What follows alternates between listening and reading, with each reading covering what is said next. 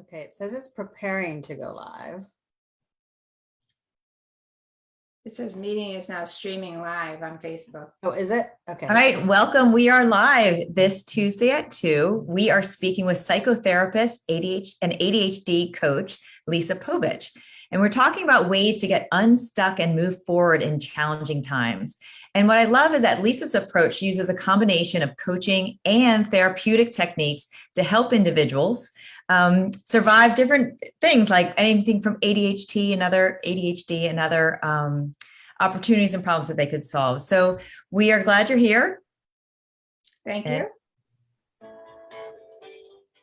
Welcome to the It's Better Together podcast, where intelligent conversations turn dreams into action.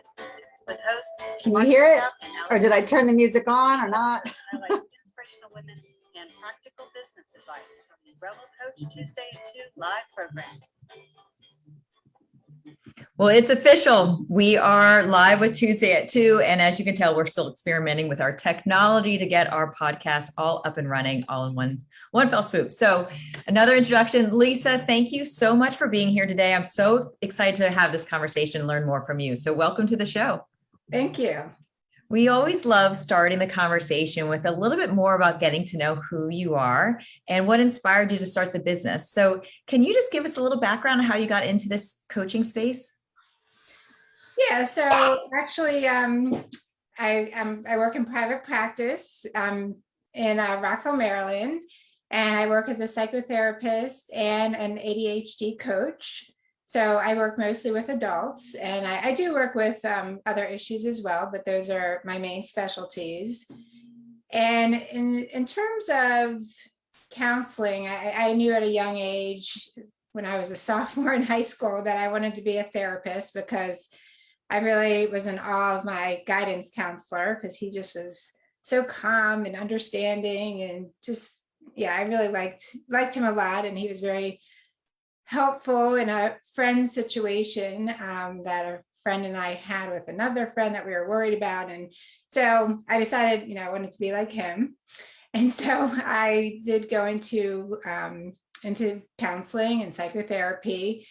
And then as a psychotherapist, I was working in the EAP world, and I ended up working at the DC Bar Lawyer Assistance Program, where it's pretty much counseling for lawyers who are law students or members of the DC Bar. And I was really surprised, because a lot of the lawyers and law students I was working with had a lot of symptoms of ADHD.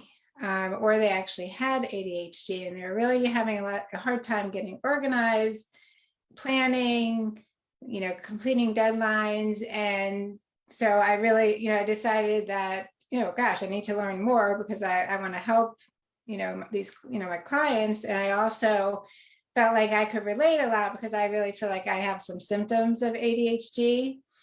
And so I took it upon myself to learn more. And then I was already a life coach, so I decided to get a certification in ADHD coaching. So that's pretty much how I got started.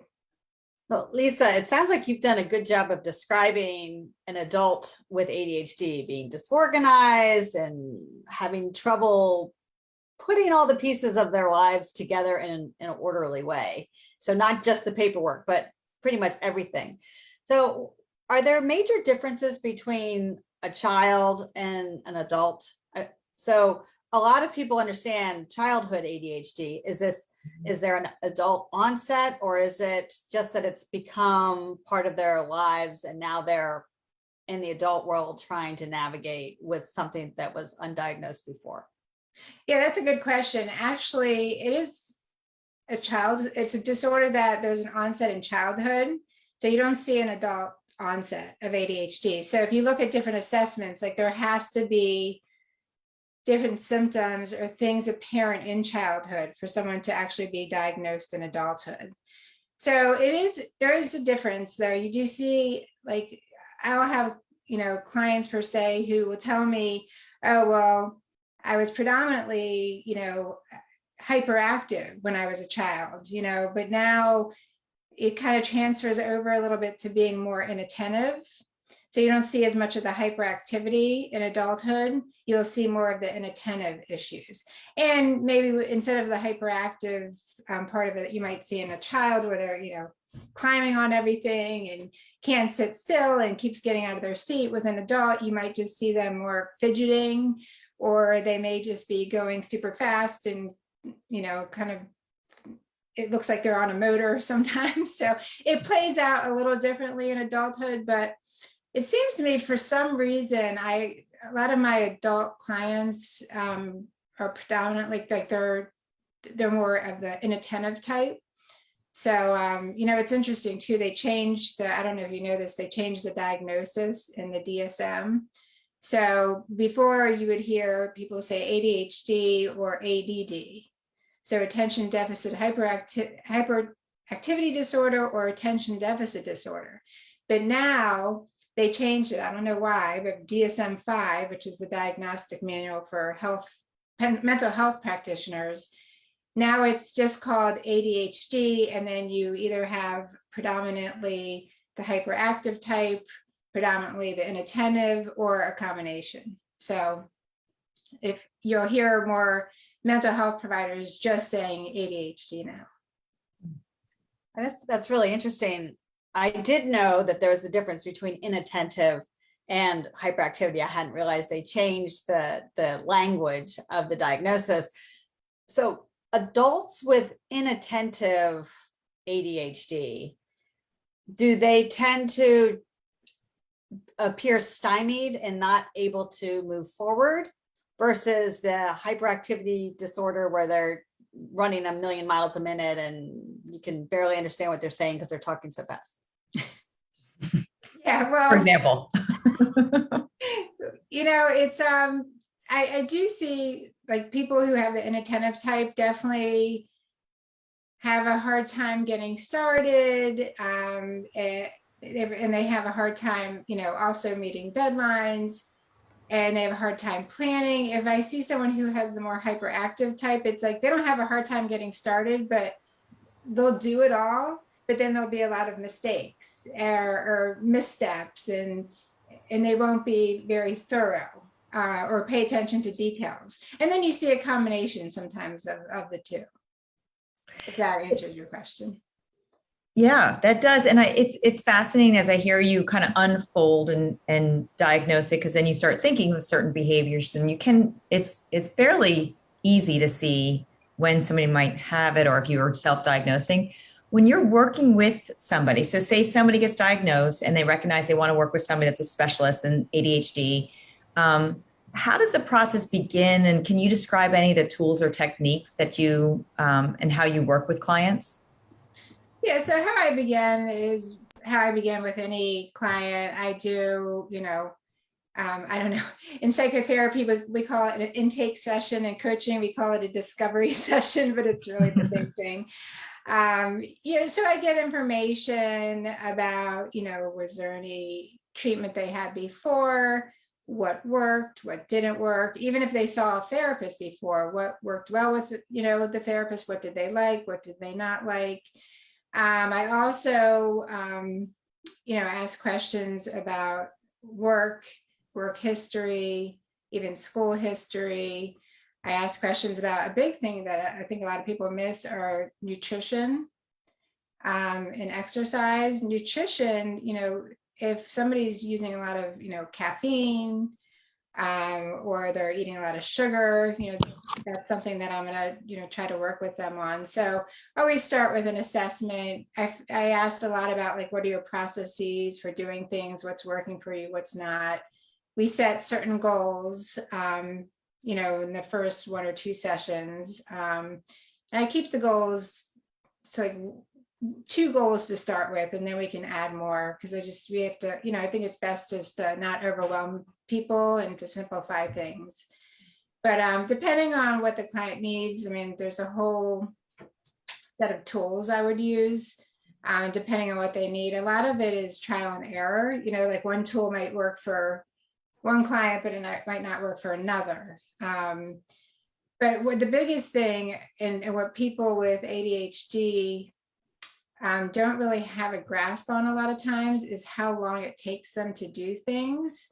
So a lot of times I'll start with having them do a time log, and they hate this, like a lot of, but it's like, if we can get a time log going in the beginning and get a feel for how long things are taking, especially if they're having trouble at work, it can really help. And then, I am a big believer of, timers, using timers. There's a different technique I use with timers, and also making sure they have a watch, because people, with ADHD can lose track of time, making sure they have clocks around them in areas where they, or mostly are, whether it's their office, even in the bathroom, they might need a clock so that they, can make sure that they're being mindful of getting ready on time so they're not late to an appointment. Describe more about the time. So is it just so then that way they stay on track, or are you actually looking to see how long it takes? Like if you're asking them to do a time log, it's like when you go to do an email, start the timer, stop the timer. Like, can you describe more about?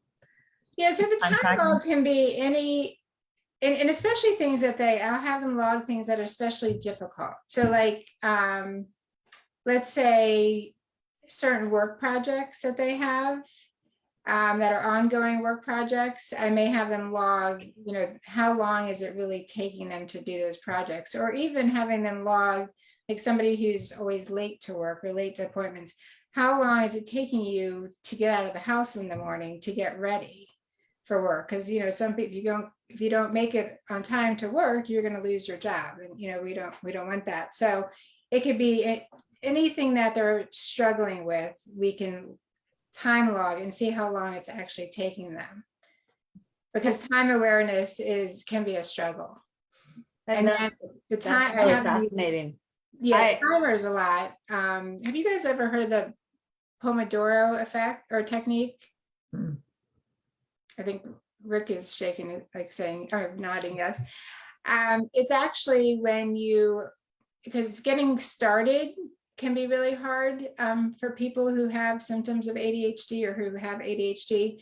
So I have them start with 25 minutes where they put on a timer and they don't do anything else, like no email, no, looking at your phone, no, like nothing. Put on the timer for 25 minutes, do the task that, they're having trouble getting started on, and then take a 5-minute break.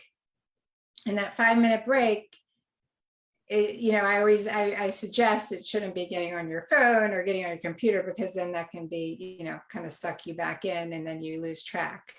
But if you can do 4 25-minute segments of this, then you can have a longer break. And then I try to have them build in a reward. So with difficult tasks, build in a reward so that they have something to look forward to. And it could just be like going on social media or taking a walk or listening to their favorite podcast, so that they have something to look forward to and something, to reward themselves with.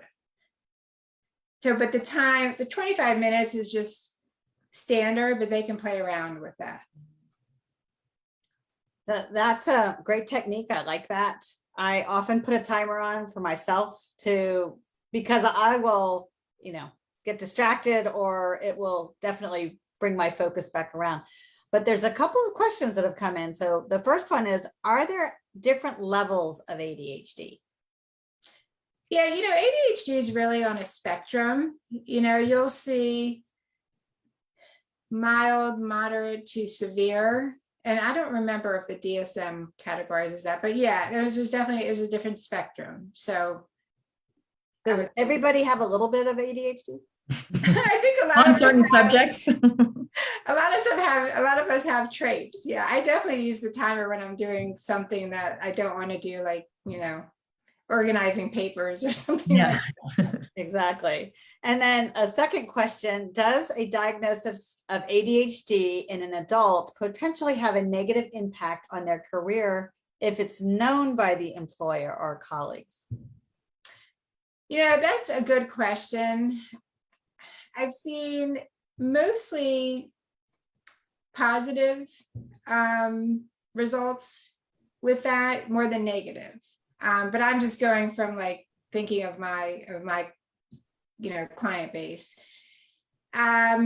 Mostly positive, because a lot of times at work, you do need to ask for some accommodations. Like, now, or before the pandemic, I think, which is really hard for people with ADHD, they have these open workspaces. And that's like the worst thing for someone with ADHD, where you don't even have your space and you're going to set up your, standing computer where, whatever, in the area that's available that day. So sometimes people do have to ask for accommodations. And it's up to you whether you want to say, I just easily get distracted, I focus better, or whether, it's kind of up to the person, whether they want to reveal if they have, a diagnosis. Well, it's funny now. I feel like it's just thrown out there often, where, I don't know, maybe 10 years ago, you didn't hear as many people diagnosed with it. Now it seems like a lot of children have some sort of hints of it. And now it's real common for adults to be like, oh, I can't do that. I have so much ADD. And it's like, it's kind of thrown out there. And I'm not sure whether that, it's just because it is more common or they're more in tune to it. So is there also like an increase in diagnosis with adults? Well, I think what you're saying is right. There's less stigma, which I think is really good. Hello to you. Oh, were the regulars there, Judy, with the red hair? Yeah, And next We'll to her mute my mother-in-law. was it our neighbor up? That's Sorry okay. about that. That's okay. So yeah, I don't know if there's been really an increase in diagnoses, but I definitely think there's more of an awareness, which I think is positive. There's more of an awareness, and there's less stigma. So people are more open to talking about it. I think in like most things, like that's such a positive trend that's going on, that people are really comfortable with, like, just more self-awareness, who they are, and then being comfortable with it. So I'd love to move on with a little bit with just your coaching practice in general. Like, when do you know, like a client's kind of having a breakthrough moment? Like what brings you the most joy in when you're doing the coaching? And it could be with ADHD or the other practices that you do. Well, I love when, I have somebody experiment with something like with a tool, and they come back and say, oh, wow, I did experiment with it and it worked, or even if it didn't work, they actually have, like, they noticed where they were with it, or they noticed something new about themselves. And great when it does work. Or I love when someone says, oh, well, if I have an anxious client, they're like, your voice was in my head, and I was thinking this, and I was able to balance that thought with something else. And, so that always feels good. Like, okay, like they're listening and they're actually doing the work, and it's working. I love the idea of being able to help people reach a level of confidence where they didn't have it before. And I know we've been focusing a lot on the ADHD. And how does that go with other problems? So let's suppose someone has a mild case of ADHD or no ADHD at all, but they have trouble with confidence and balancing what they are able to do. And they feel stuck because they can't move forward, and they're afraid to move forward. Maybe they're perfectionists. Maybe they're just in a level of like a promotion. You get a new promotion, and then now you're really afraid of messing it up. Yeah, I mean, that's really common, because it's like when we're up to new things, that negative self-talk, or, gremlin kind of comes in and tells us, oh, no, you can't do that, because when you're not in your comfort zone. So I do a lot of cognitive behavioral therapy. So with that person, I would really want to talk to them about, like, what are the things that you're saying to yourself, because cognitive behavioral therapists believe, like, the way we perceive things, the way we think about things affects how we feel, and then can affect how we behave. And the thoughts are so automatic that we don't even know they're there, sometimes we'll be more in touch with a feeling first. So I would talk to that person more about what are those negative thoughts? What are you saying to yourself? And there's a lot of common cognitive distortions that we have. And then I would help them get to a place where they could tweak that or have a more balanced view, a more rational view. And so work with them on just breaking that apart and seeing what's really going on. And do you have any questions, like when you have a client that's not as introspective and struggles kind of connecting the dots, do you have any like go-to questions that helps you uncover, more insight and allows them to go deeper? So you're saying, just to be clear, so someone who's having trouble connecting the dots, not seeing what's happening? Yeah, like if you're meeting with somebody, so say you're asking a question like you were sharing, that you'd say, what's worked in the past, and they start saying, well, I don't really know. And you're trying to get some more depth, that you understand they scheduled for a reason, but at some point in the conversation, it just kind of stays with like, this is just how I am, or anything like that. I didn't know if you had any approaches when you have a client that's not as articulate. Yeah. No, I do sometimes have clients who aren't articulate, like where I feel like I'm pulling teeth. Those the type of clients sometimes are hard. But then sometimes people come into therapy and they're like, I don't know why I feel this way. I don't really know what's going on. So I think with them, I try to, dig a little bit deeper. Maybe I'll give them, could it be this or could it be this? I may give them a couple options, because sometimes people just don't have the words for how they're feeling. So I may actually give them some words or options of which could it be, or am I totally off, And so that may help, because I have sometimes male clients, they'll come in, they, not all males, but they just aren't in touch with their feelings at all. And so, I've even given like clients a list of feelings and say, okay, pick from the list. What are you feeling? And it's very awkward at first, because if someone's not in touch with that, they don't really know. So it takes a while, it takes some work. Let's switch a little bit to talking about nutrition. You had mentioned earlier that can play a big part in ADHD. How do you approach that? Do you have a tool that you use, or you guide your clients with? Obviously caffeine could be a big thing, but what about food allergies? Yeah, well, I'll start with asking them like what they're eating generally for each meal. Food allergies are so common now. Mm-hmm. And sometimes I'll actually refer to a nutritionist if they are with their food allergies and their food and sensitivities. I will refer to a nutritionist, which I have done in the past. And then if someone, usually I'm working with adults, so they know, they're like, oh yeah, I know I eat too much sugar, too much caffeine. So try to work with them slowly on lessening some of the caffeine, lessening some of the sugar, just being more realistic about it. Is that because it just gives you a spike? Or actually compare, so I don't know a lot about the ADHD medicine, but I've heard there's a level of caffeine not in the medicine, but that has a similar effect sometimes if you use caffeine with somebody that like more of a child that might have ADHD. And I'm not educated at all on this, but can you just share more about how either the medicine works? Is there any parallel with caffeine, lighter dosage around it? Well, the medications are stimulants that are used for ADHD. So it's interesting. In kids, the stimulants will actually do the opposite. They'll calm them down. Sometimes with adults, that there's an opposite effect.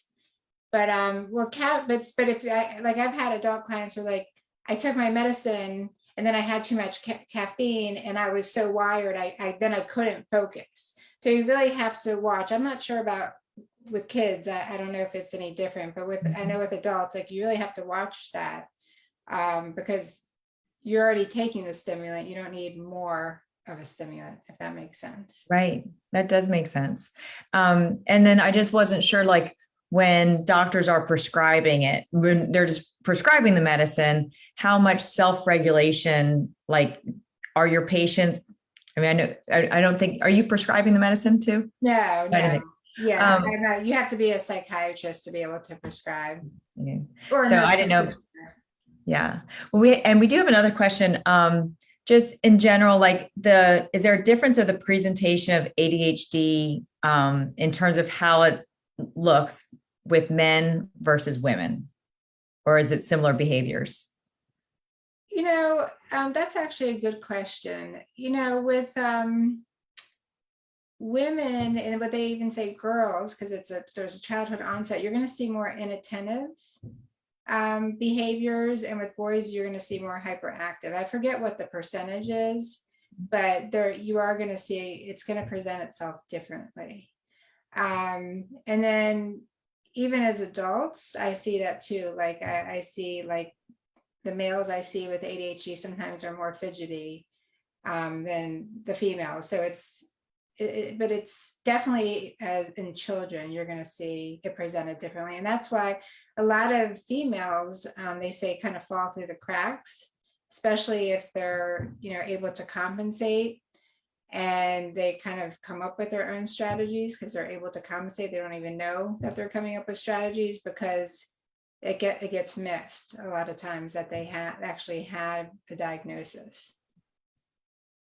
And is there a point where too much caffeine would, is there a tipping point, or is there a standard? 2 cups is good, 3 cups is okay, 4 cups you're pushing it with? That's a good question. I don't know if there's actually a standard. I try to get people to stick with like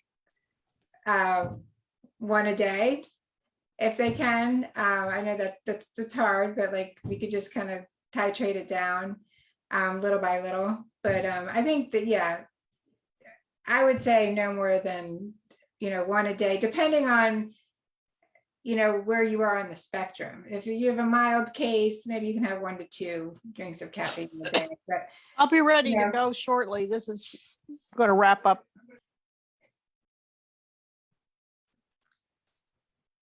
So I just muted. Sorry, Lisa, you need to unmute yourself. That's okay.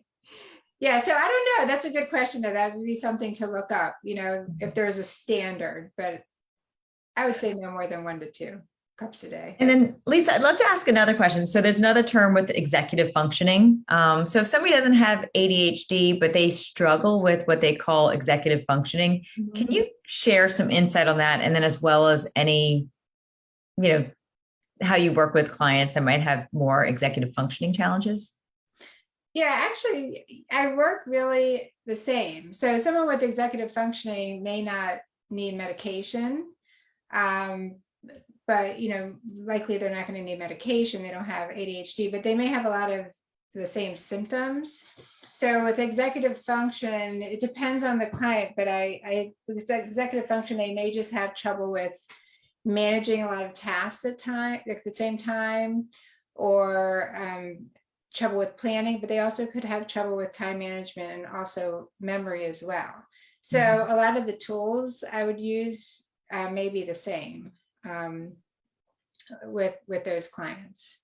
Yeah. What I've been finding is that sometimes, I'm not in the space of, I'm not in the same space, but I work with a lot of executives. And sometimes when they're struggling with like prioritization, it really is just better like system in place that they can have a repeatable morning, and then having a plan of how whether they're a calendar person or they're a to-do list person, or how they do it. And I feel like just getting organized in a way that works for them. So some of my female clients, they definitely love like the color highlighter, like the highlighted system. And then I have some guys, they just like the ones that you can cross it off. But are you finding that just focusing on a plan of organization, an organization system that works for you, is really the biggest step with executive functioning? Yeah, definitely. And I always think that having a planner system that works for you, and everybody's different, but it has to be a system that you can have with you all the time. Mhm. And I also think it's got to be a system that, you want to look at it every single day. So I suggest when you wake up in the morning, open up your planner, or, get on your phone and pull up your planner or your computer. And then at the end of the day, go back to it and see, the tasks that haven't been done, or appointments that have, that are coming up. At least you can see what's been done and what hasn't, and you can move the tasks that haven't been done to the next day. So it's just, so yeah, everybody is different in terms of what works for them in terms of planners, but they have to have one and they have to open it. Or they have to have it in a consistent place.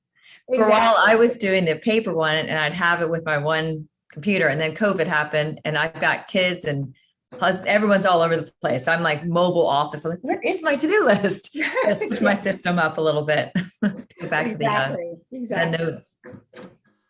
So I'd love to ask just one last question. Overall, like our platform, it works with a lot of solopreneurs, and a lot of times when you're juggling everything from like the work you are passionate about to the managing the business and getting clients, sometimes it's difficult to stay inspired. Do you have any advice? Like, what do you use to stay inspired, and any advice for us? I think really having a community of, other people like in your field can help you be inspired, who are, also like-minded and positive. I have a group of other therapists that have different specialties that I meet with every other week. And so we call it our consultation group. We talk about difficult cases. We talk about what's happening in the field. And with the pandemic, we've had so much to talk about. So that keeps me inspired, and it keeps me grounded, because it's nice to see that other people have the similar struggles, or other people, just get what you're talking about. So that keeps me inspired. And of course, when I see that I'm, able to make a change, or able to help somebody make a change. Oh, that's wonderful. Well, it's so great to meet you, and I appreciate your time and this insight. And if somebody did want to get in touch with you, what is the best way to connect with you? Yeah, so they can email me, lisa@povichsolutions.com, or they can go on my website, which is povichsolutions.com, and contact tab, and they can contact me there. Wonderful. Well, this has been a great 30 minutes. We appreciate it. And we're going to attempt to do our outro, see if it works. Okay.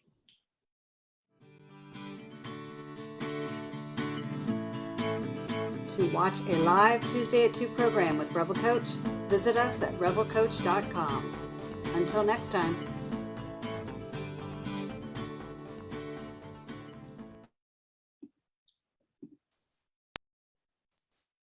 We did it. Allison, do you know how to turn it off?